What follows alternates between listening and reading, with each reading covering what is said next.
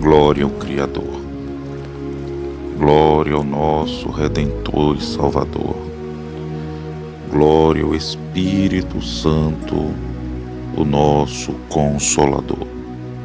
Eu saúdo a todos na santa e perfeita paz de nosso Senhor e Salvador. Abra as vossas Bíblias no Novo Testamento, na Epístola do Apóstolo Pedro, a sua segunda epístola, seu capítulo 3, e o versículo 15. Glória ao Eterno. Glória ao nosso Salvador. Louvado, engrandecido, exaltado seja o nome de nosso eterno Criador. 2 Pedro, capítulo 3 e versículo 15. E tende por salvação a longanimidade de nosso Senhor, como também o nosso amado irmão Paulo vos escreveu, segundo a sabedoria que lhe foi dada, falando disto, como em todas as suas epístolas, entre as quais há pontos difíceis de entender, que os indoutos e constantes torcem, e igualmente as outras escrituras para a sua própria perdição. Vós, portanto, amados, sabendo isto de antemão, guardai-vos de que, pelo engano dos homens abomináveis, sejais juntamente arrebatados e descaiais da vossa firmeza. Antes, crescei na graça e conhecimento de nosso Senhor e Salvador. A Ele seja a glória, assim agora como no dia da eternidade. Amém. Vamos orar. Glorioso e eterno Deus, Pai de nosso Senhor Yeshua HaMashiach, já te agradecemos, meu Deus, por essa santíssima palavra que nos traz, meu Deus, somente em lê-la, um grande alerta, Senhor. E eu lhe peço a direção do Teu Espírito Santo, que o Senhor nos deu como Consolador, que o Senhor nos deu como guia verdadeiro, meu Deus, porque está escrito, Senhor, que quando o Senhor estava dando ali as últimas instruções aos teus servos, aos teus discípulos, a tua palavra nos revela, Senhor, que o Senhor disse que o Espírito Santo, ele nos lembraria de toda a verdade, de todos os ensinamentos, meu Deus, para que tivéssemos firme e retivéssemos firme a nossa confissão e a nossa, Senhor, salvação.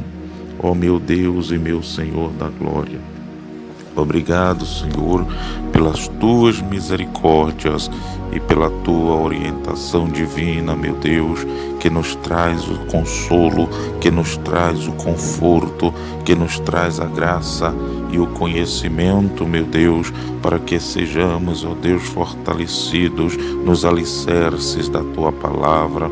Ó meu Deus e meu Senhor da glória, eu lhe peço que quebre agora todo laço, todo mal, todo empecilho, toda barreira negativa, meu Deus, para que esta palavra seja anunciada, ministrada e ensinada, meu Deus, que é a sã doutrina, que é a santificação, que é, meu Deus, os ensinamentos das Escrituras Sagradas, deixadas pelo Eterno e seu Filho amado, o nosso Salvador, para a nossa redenção, para a nossa salvação, para a nossa santificação, sem a qual ninguém verá o Criador, para a glória do nome do Senhor.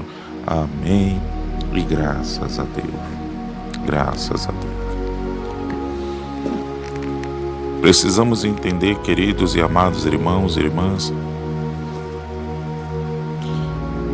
que o Senhor é perfeito em suas Escrituras, que o Senhor não deixa sombra de dúvida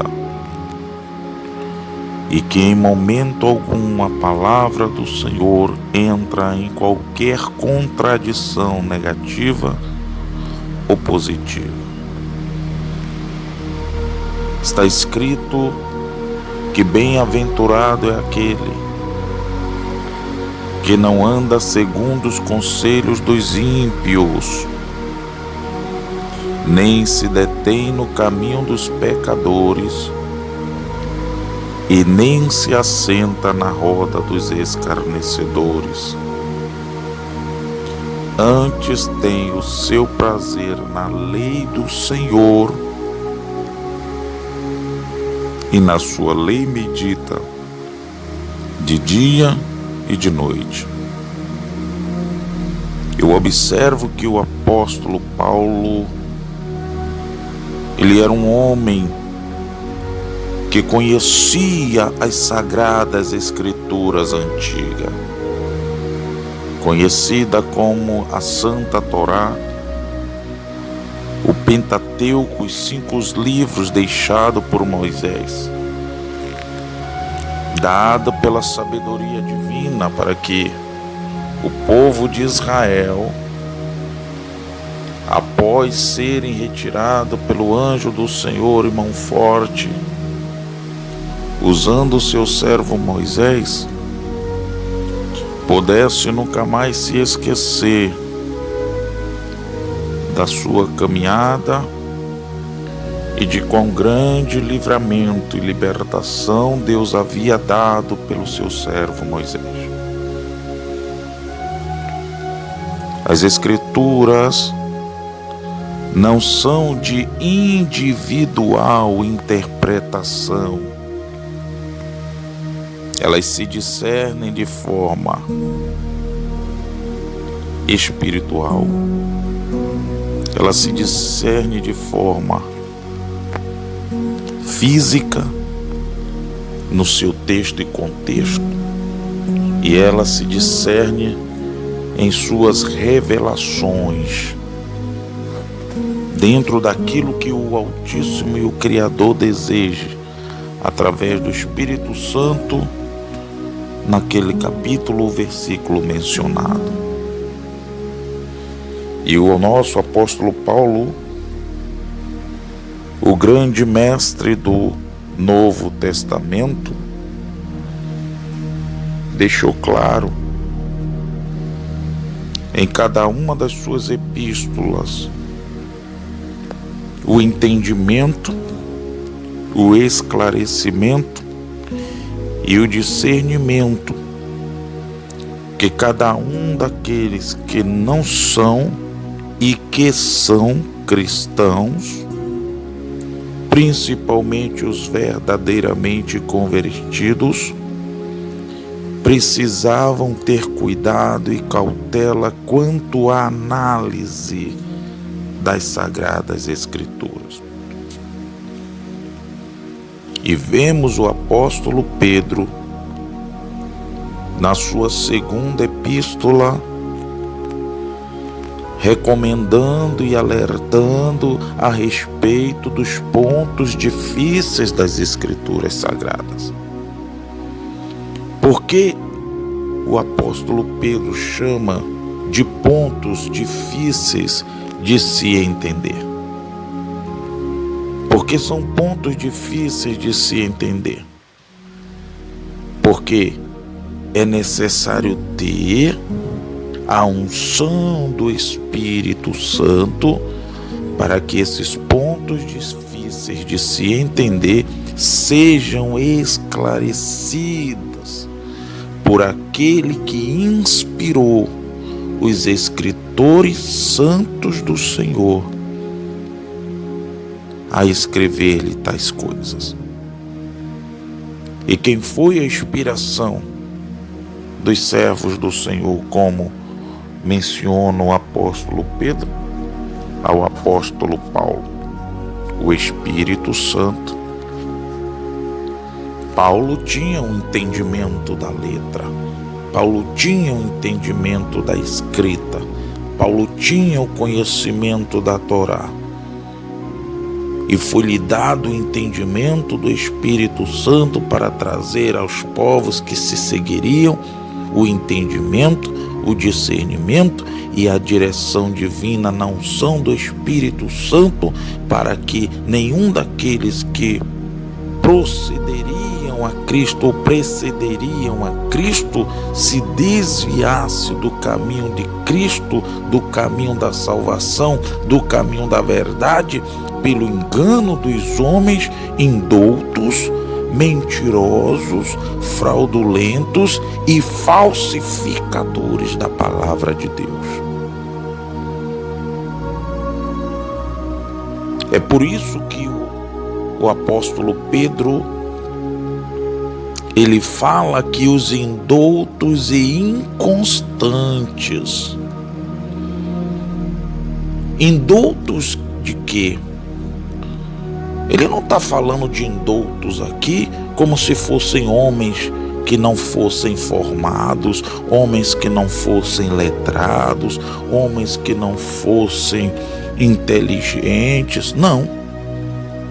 Esse indouto e inconstantes aqui que o apóstolo Pedro menciona, está falando principalmente daqueles que são formados teologicamente, que são entendidos, que são doutores, Ele está falando que esse tipo de gente não tem o entendimento e o discernimento do Espírito. Por isso ele chama de indoutos e inconstantes. Por quê? Porque além dessas pessoas não terem o entendimento espiritual, o discernimento do Espírito Santo e o entendimento de Deus na pessoa bendita do Espírito Santo, para entender os pontos difíceis, elas são pessoas inconstantes. Elas não são pessoas permanentes e constantes na obra de Deus. Elas são pessoas inconstantes. São pessoas perigosas espiritualmente falando. Por quê? Porque elas entendem uma coisa e aquilo que elas entendem, elas generalizam para que a palavra do Senhor venha a ser mal interpretada e distorcida quanto a referência que o verdadeiro capítulo e versículo mencionado quer dizer. É por isso que hoje você vê, você nota, você percebe a falta de respeito, a falta de temor, a falta de reverência, a falta de obediência e a falta do conhecimento das Escrituras Sagradas, não trazendo em si mesmo a santificação das pessoas consideradas pelo apóstolo Pedro indoutas e inconstantes, que torcem as Escrituras Sagradas. Essas pessoas são pessoas como palhas, como folhas secas, levadas por todo o vento de doutrina, manipuladas por homens amantes de si mesmo, que só pensam em se realizar e se dar bem quanto à sua ganância espiritual e material. Não estão preocupados com a salvação das pessoas, com a salvação das almas. Eles são indoutos. Por quê? Porque não têm entendimento algum do Espírito Santo para dirigir as pessoas ao caminho da salvação. E o apóstolo Pedro traz a revelação sagrada dizendo que os indoutos e inconstantes torcem, e igualmente as outras escrituras, para a sua própria perdição. Por que indoutos? Porque eles não têm um entendimento nem de Deus, nem para si, nem nas escrituras. Eles não conseguem compreender o que as escrituras dizem. Eles só conseguem entender as escrituras segundo a carne, de forma literal. Então tudo que as escrituras dizem, eles querem trazer para a carne, eles querem trazer para o material, eles querem trazer por discernimento carnal, e não compreendem que a palavra do Eterno não é só carne, é também espírito, porque está escrito em espírito e em verdade. Em espírito, porque se discerne de forma espiritual. E o que diz respeito ao discernimento espiritual, o discernimento espiritual não é plausível, visível, pegável. Se entende que entramos no reino espiritual pela fé de que existe o que os nossos olhos não veem, nem o que os nossos ouvidos podem ouvir no reino espiritual.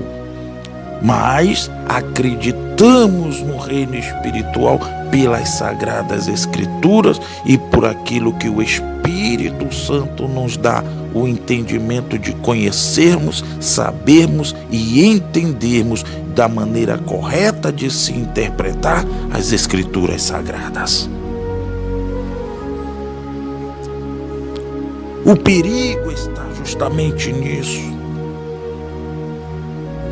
É que são homens indoutos, inconstantes, que torcem a palavra de Deus, que tentam denigrir a palavra de Deus, que tentam trazer para o carnal a palavra de Deus, quanto a palavra de Deus ela é viva e eficaz, mais penetrante que espada alguma de dois gumes, para nos direcionar ao reino espiritual.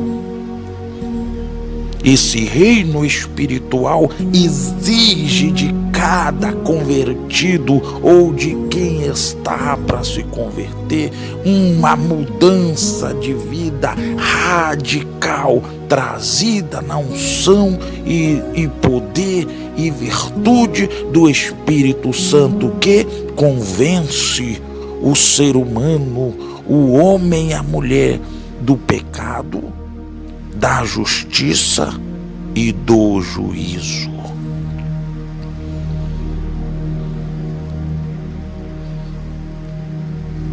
Abra as vossas Bíblias no livro de Filipenses. Glória ao Eterno. Livro de Filipenses.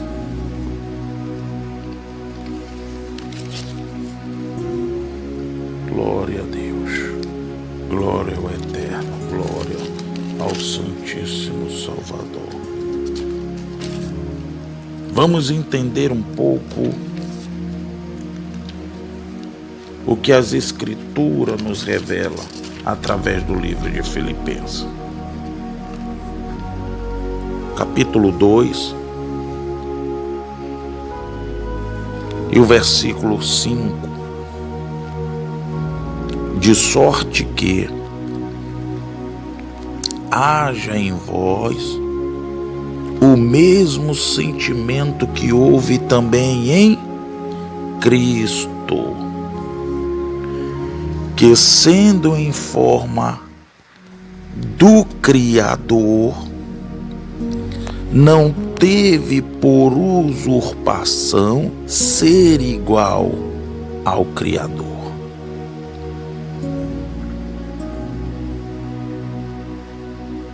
Que sendo em forma do Criador, não teve por usurpação ser igual ao Criador. Olhe que é mencionado pela sabedoria do Espírito Santo na vida do apóstolo Paulo. E ele escreve, o apóstolo Paulo, a congregação que estava em Filipos. A congregação que estava em Filipos, trazendo o despertamento dos filipenses ao sagrado sacrifício do Senhor. E lembrando para eles a postura, a compostura da humildade de um grande rei que havia deixado a sua verdadeira essência e excelência, havia deixado o seu potentado, havia deixado o seu cetro, havia deixado o seu principado para estar entre os homens. Sim. E Paulo menciona, de sorte que haja em vós quem? Quem é esse vós que o apóstolo Paulo está se dirigindo? Precisamos entender primeiro que cada passagem bíblica está direcionada a uma classe de pessoas.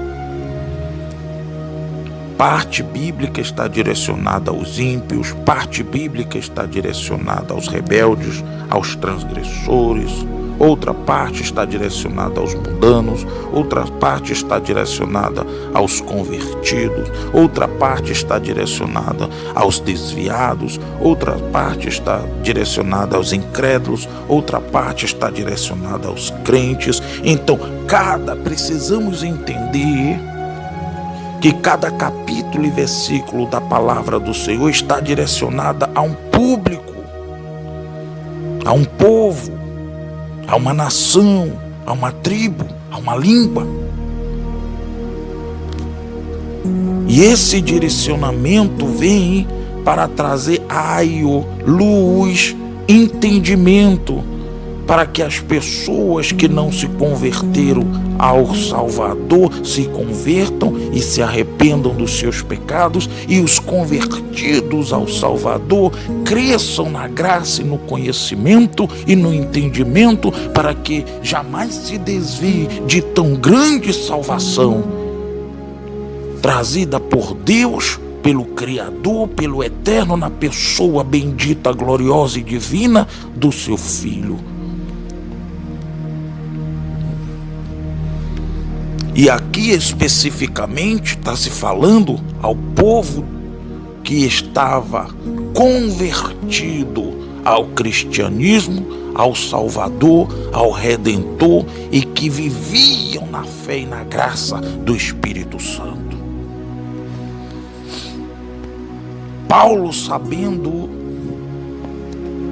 que havia anticristos, que havia antimessias, que havia os judeus ortodoxos e que não serviam mais a Deus, mas que burlavam as leis de Deus dentro dos seus próprios entendimentos e arruaçavam e traziam transtornos à igreja de Cristo e não podiam ver os convertidos seguirem o caminho, a verdade e a vida. Então eles eram os judeus, os principais combatentes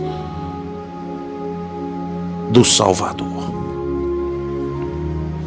E o apóstolo Paulo, na unção do Espírito Santo, tinha zelo da igreja do Senhor.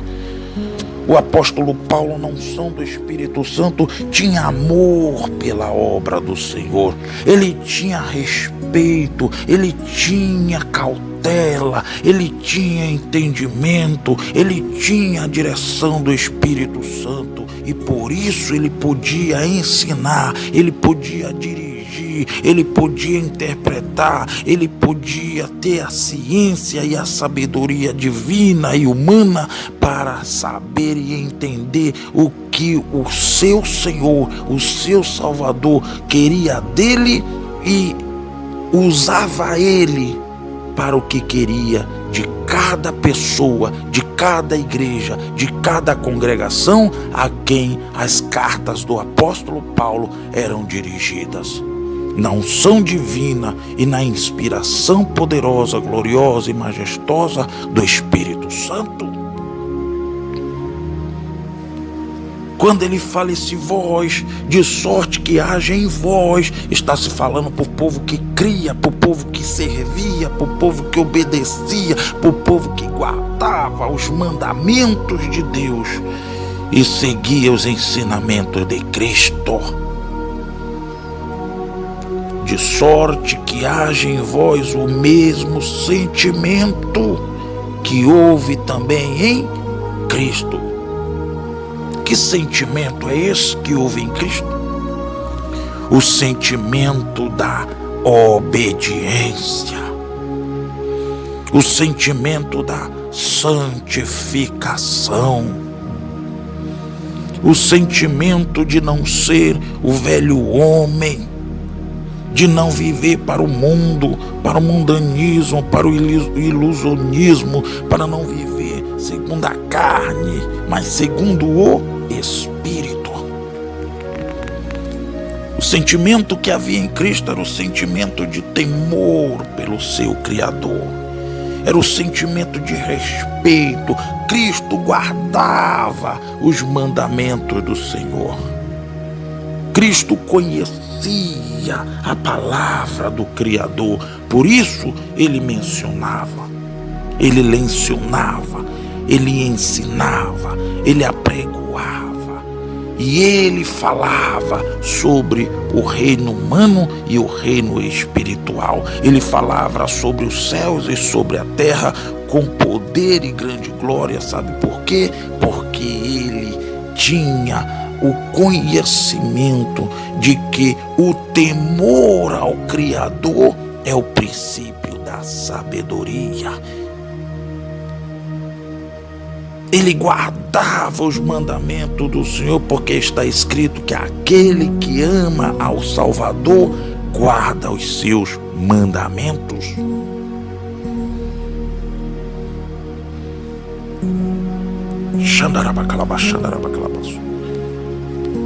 Então o apóstolo Paulo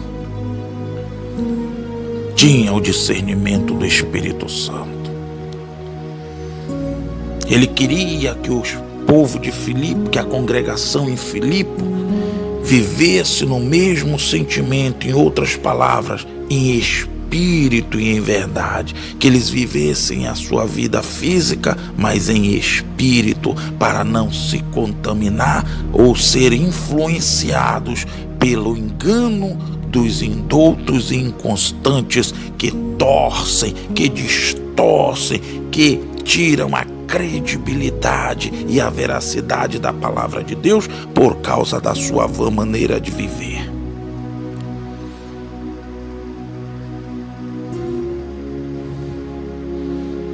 Versículo 6: que sendo em forma de do Criador, que sendo em forma do Criador, não teve por usurpação ser igual ao Criador. Quer dizer, Cristo tinha a forma de quê? Do Criador. Na tradução de hoje está escrito que sendo em forma de Deus, não teve por usurpação ser igual a Deus. E é nisso que muitas pessoas se confundem. É nisso que os judeus criticam, combatem, distorcem a Cristo como Messias, e eles não acreditam em Cristo como Messias justamente porque alguns tópicos da palavra do Senhor menciona Cristo como Deus. Por exemplo, quando está escrito: e ele será chamado Emanuel, que significa Deus conosco. Está escrito que ele e o Pai são um. Mas as pessoas que não têm entendimento, os indoutos espirituais que o apóstolo Pedro menciona na sua epístola, na sua segunda epístola, no capítulo 3, a partir do versículo 15 e o versículo 16. É exatamente por isso. Porque quando o Senhor e o Espírito Santo dá o entendimento e a profecia a Isaías para profetizar que ele será chamado Emanuel, que significa Deus conosco, não estava dizendo que o Messias seria Deus, que o Salvador era Deus. Ele estava legalizando a sua postura e de onde era o seu reino. Era um reino metafísico, um reino invisível. No Evangelho de João, no seu capítulo 4 e versículo 24, no seu capítulo 4 e no versículo 24, diz: Deus é Espírito, e importa que os que o adorem em espírito e em verdade. Então, quando disse Deus conosco, estava falando da raiz do Salvador, da raiz do Messias. E qual era a raiz do Messias? A vida espiritual. Se Deus é espírito e o Messias veio de Deus, então o Messias era espírito. Então, quando fala que Deus conosco, significa que está levando a essência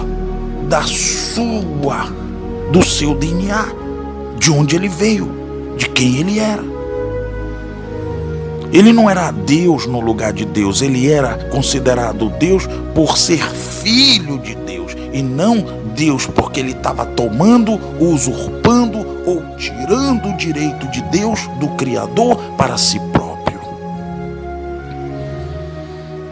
Quando ele diz que ele e o Pai são um, está querendo dizer que ele obedece ao Pai de tal maneira que os pensamentos do Pai, que a vontade do Pai, que o desejo do Pai vive nele, e ele vivia para o Pai e a vontade do Pai. Então ele e o Pai eram um pela tamanha obediência que ele tinha ao seu Deus, ao seu Pai, ao seu Senhor. E em maneira alguma, em momento algum, e em capítulo algum, o Senhor, nosso Salvador, o Messias, toma ou usurpa o lugar do Criador. Muito pelo contrário, ele está sempre levando as pessoas ao seu Criador, ao seu Pai, como supremo, como soberano, como o único ser excelente e acima de todos os outros seres já criados e existentes sobre os céus e a terra, inclusive ele mesmo.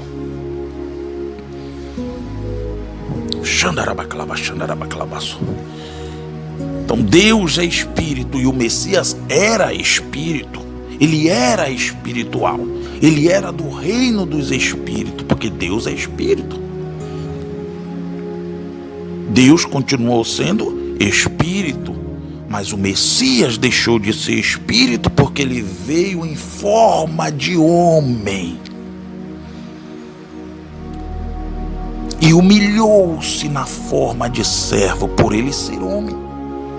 Então ele deixou de ser espírito e passou a ser homem.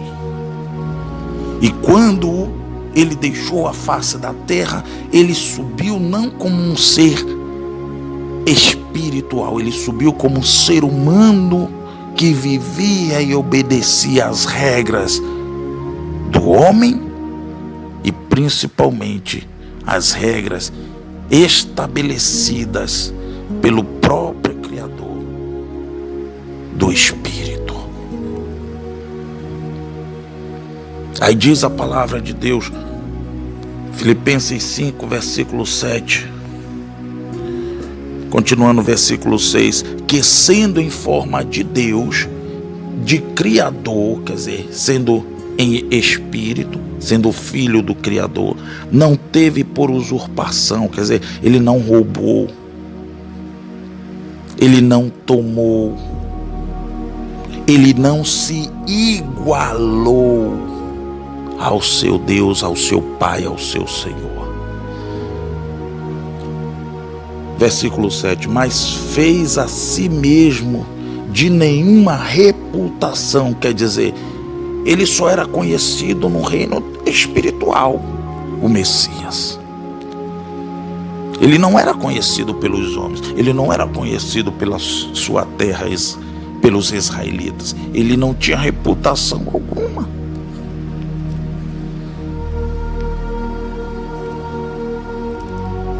Quem era ele? Ninguém aos olhos humanos, mas quem era ele aos olhos do reino do Espírito? O Filho do Altíssimo, o Santo Messias prometido ao povo de Israel. Os profetas foram os primeiros na unção do Espírito Santo a mencionar sobre o Messias e sobre a sua vinda. Depois veio os anjos e proclamaram a sua vinda. E depois veio a confirmação de que verdadeiramente Cristo, o Messias, era o Filho de Deus, quando num batismo ele se batiza, a unção do Espírito Santo desce sobre ele e a voz é mencionada do céu na sua direção, dizendo: este é o meu Filho amado em quem me comprazo. Então ele não era de nenhuma reputação. Por quê?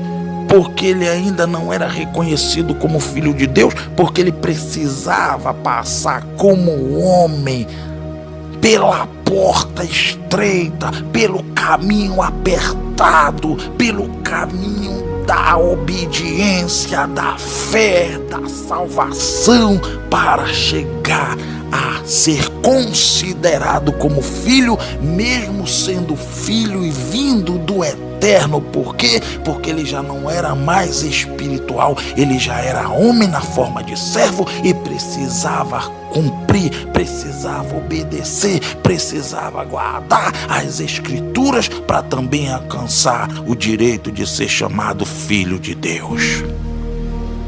Mesmo sendo e vindo do Altíssimo, ele precisava cumprir e obedecer como homem para sair da forma de homem e se tornar um filho do Eterno, do Altíssimo, pela obediência e pela fé no seu Criador.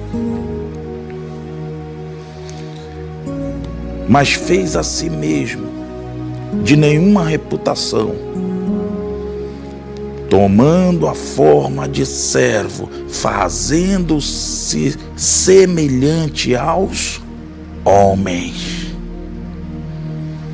E achado na forma de homem, humilhou-se a si mesmo, sendo obediente até a morte e morte de cruz. Eita glórias! E achado na forma de homem, humilhou-se a si mesmo,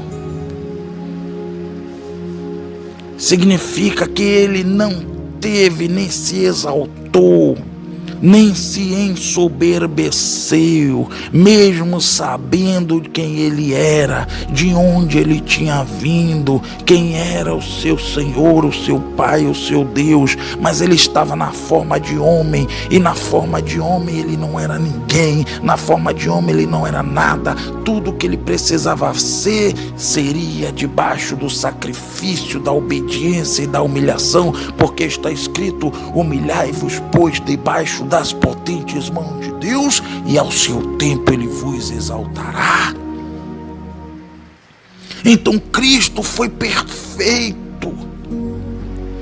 Ele não se exaltou, ele não se ensoberbeceu, ele não tomou o lugar do seu pai, ele não foi usurpador, nem de filho ele queria ser chamado, porque ele se humilhou, ele se humilhava na forma de servo, não de filho, na forma de súdito, não de príncipe ou de rei. Ele se humilhava porque ele sabia que mesmo ele tendo um trono de glória reservado no céu, ele sabia dar ao seu Pai, ao seu Deus, ao seu Senhor, ao seu Criador, a devida adoração, a devida benevolência, o devido respeito que o seu Deus, o seu Pai merecia. E fica esses crentes, esses cantores de meia tigela, achando que adorar é cantar um hinozinho com uma letrinha com o nome do Salvador e que tá tudo bem, tá adorando. Adoração não é isso, não.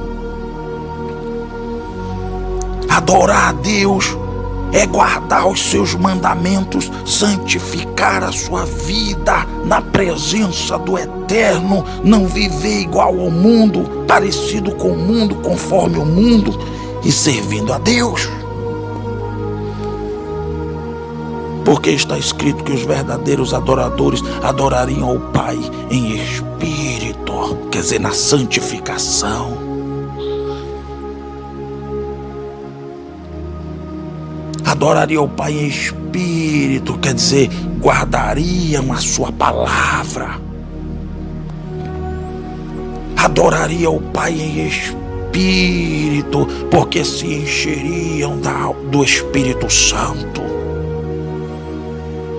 E em verdade, por quê? Porque a glória e a grandeza do que o ser humano recebe na vida espiritual reflete na sua vida física, na sua vida humana, na sua vida carnal. E a sua vida carnal passa a refletir o brilho do Espírito Santo pelo guardar a sã doutrina e viver na santificação do corpo, da alma e do espírito.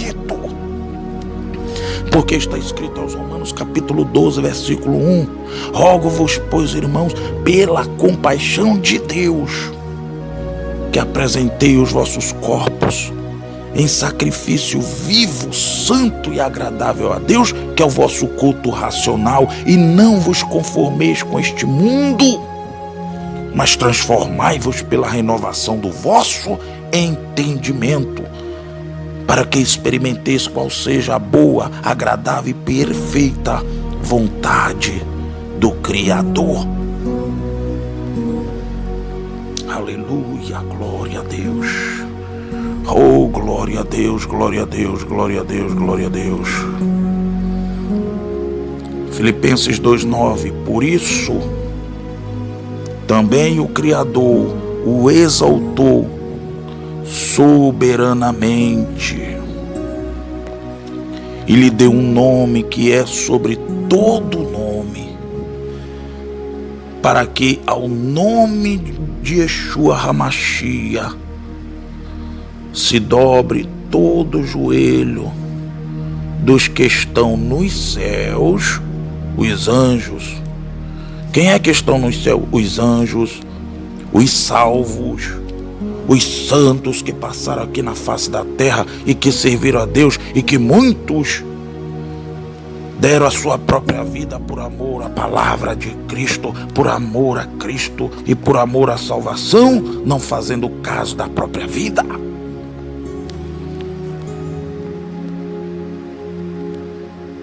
todo joelho dos que estão nos céus e na terra. Quem é que está na terra? Nós, os seres humanos. Nós, os viventes. O homem, a mulher, crianças, moças, rapazes. E debaixo da terra, o inferno. Porque está escrito que os céus, ele é para cima, mas o inferno, ele é para baixo. Está escrito: porfiai, pois, por entrar pela porta estreita, porque larga é a porta, espaçoso o caminho que conduz à perdição, e muitos são os que entram por ela. Debaixo da terra está falando onde é a casa de Satanás, onde é a casa dos demônios, onde os que foram condenados, os rebeldes, os que rejeitaram Cristo, os que se ensoberbeceram, os que se acharam grandes sobre a face da terra, que foram reis, rainhas, que foram homens, presidentes, que foram chefes de nações, que não reconheceram a Cristo como Messias, seu Senhor, seu Salvador, velhos e moços, rapazes, grandes e pequenos, ricos e pobres, que não se renderam à salvação, pereceram debaixo da terra, onde é a morada dos demônios e do inferno.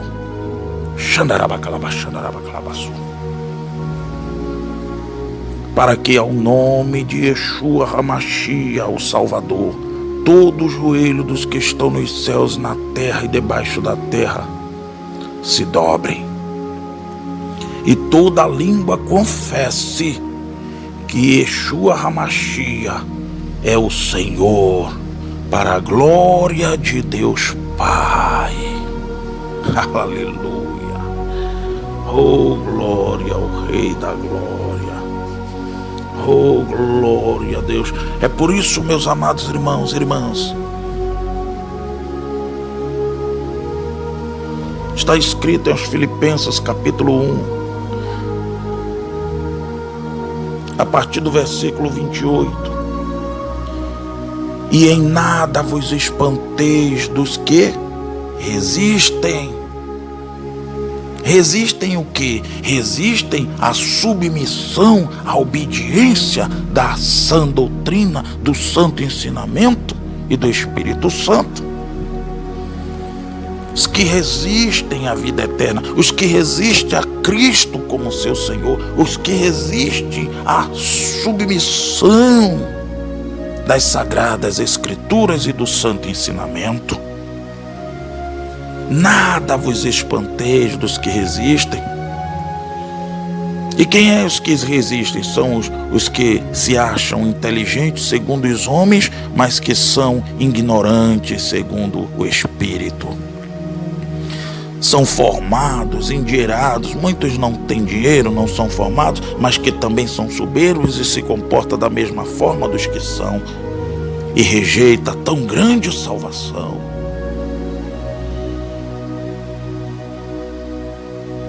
E em nada vos espantei dos que resistem, o que para eles, na verdade, é indício de perdição, mas para vós de salvação, e isto do Criador. Porque a vós vos foi concedido em relação ao Salvador, não somente crer nele, como também padecer por ele.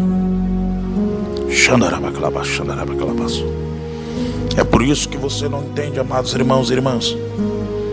Por que que vocês sofrem tanto? Por que vocês são perseguidos?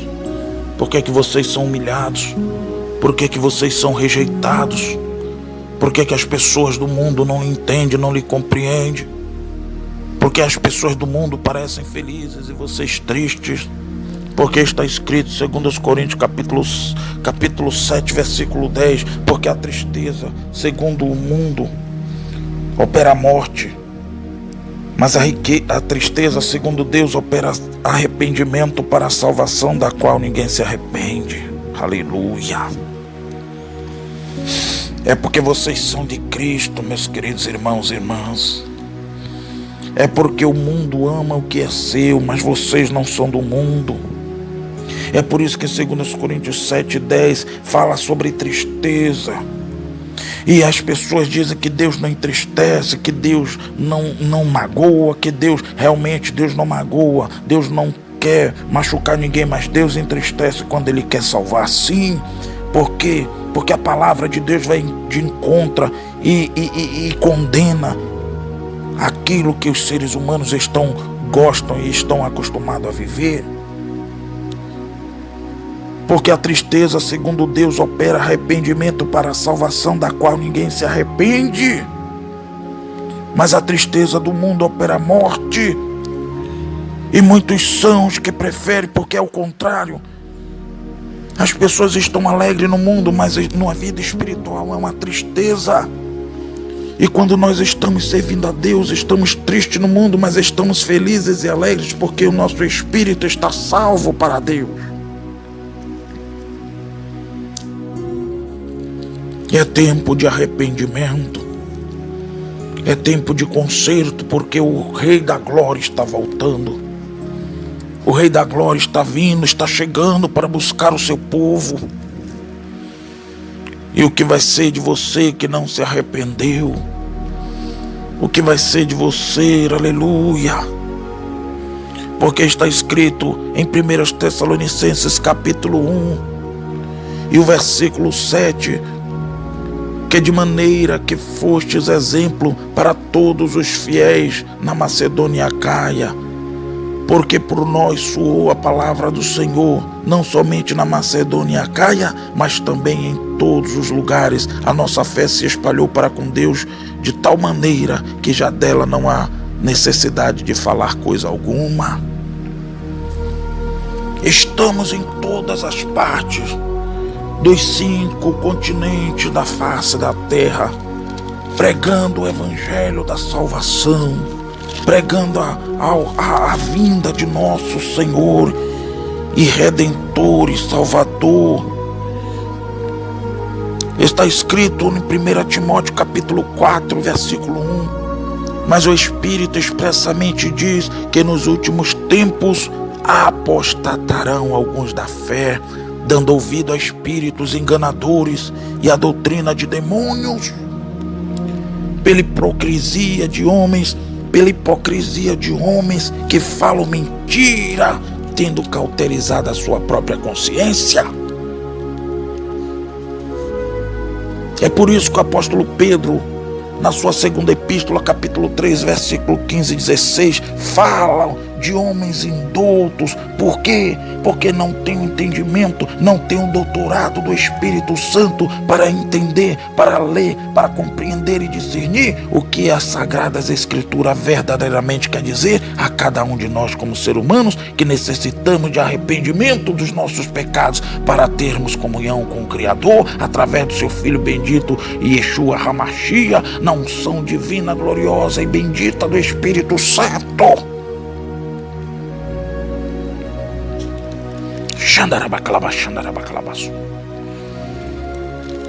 É tempo de se converter, irmãos e irmãs.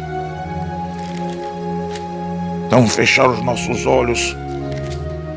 Vamos pedir ao Senhor que tenha misericórdia das nossas almas. Porque existe o céu e o inferno, existe Deus e Satanás, existe a perdição, mas existe a salvação. E Ele tem dado a oportunidade a todos os seres humanos se converter e se arrepender dos seus maus caminhos para alcançar tão grande salvação. Não faça como o povo de Israel quando o Messias veio. Está escrito que Ele veio para os que eram seus, em 1 João capítulo 1. E os seus não receberam, mas todos quanto receberam, deu-lhes o poder de serem feitos filhos de Deus aos que creem no seu nome. Ele não mandou a gente enganar as pessoas, Ele não mandou a gente mentir para as pessoas, Ele não mandou a gente pedir dinheiro às pessoas, Ele mandou que a gente falasse, que a gente pregasse o que convém à sã doutrina. Livro de Tito, capítulo 2, versículo 1. Livro de Tito, capítulo 2 e versículo 11 está escrito: porque a graça salvadora de Deus se há manifestado a todos os homens, ensinando que, renunciando à impiedade, os pecados, as concupiscências mundanas, vivamos neste presente século sóbrio e justa e piamente, guardando a bem-aventurada esperança e o aparecimento da glória do grande Criador e nosso Salvador Yeshua HaMashiach, o Cristo, o Messias, que está chegando para buscar o seu povo. Arrependa-te nesta hora. Arrepende-te dos teus pecados, dos teus erros, dos teus maus caminhos, porque o Senhor está voltando para buscar o seu povo e você não pode ficar de fora de tão grande salvação. Feche os teus olhos. Abra o seu coração para o Salvador aí agora. Está escrito no livro de Tito, capítulo 3 e versículo 8: fiel é a palavra, fiel é o que eu vos estou pregando nesta hora. Se o Senhor voltar agora, o que será da tua alma, meus irmãos, minhas irmãs? Se a trombeta tocar agora, você vai subir no arrebatamento ou você vai ficar com os ímpios, com aqueles que dantes não se arrependeram dos seus maus caminhos, nem dos seus erros, nem dos seus pecados, nem da sua idolatria, nem das suas prostituições? Vamos buscar o socorro de Deus aí agora. Vamos buscar agora a salvação eterna, porque Cristo está voltando para buscar aqueles que abandonaram o mundo e seus pecados e as suas concupiscências por tão grande salvação. Digam comigo: Senhor, eu ouvi a tua palavra e me arrependo dos meus pecados. Ó meu Criador, me lava agora com o sangue de nosso Senhor, o Messias, que como cordeiro deu a sua vida lá na cruz do Calvário para me salvar, para me resgatar de tão terrível perdição. Meu Deus, eu me arrependo e lhe peço agora, escreve o meu nome lá no céu, no livro da vida, e sela, Senhor, com a gota do teu sangue, para o grande dia da vida eterna. Meu Senhor, me perdoe, e eu prometo que a partir de hoje eu vou ler a tua palavra, eu vou ouvir a tua palavra e vou seguir os teus ensinamentos. E não vou dar ouvido, Senhor, aos mentirosos, aos enganadores, aos falsos profetas, que têm enganado a muitos, Senhor, e que me enganou também. Diga amém, diga graças a Deus. Diga comigo: a paz do Senhor Yeshua HaMashiach, a paz do Senhor e a paz do Senhor. Amém. Graças a Deus.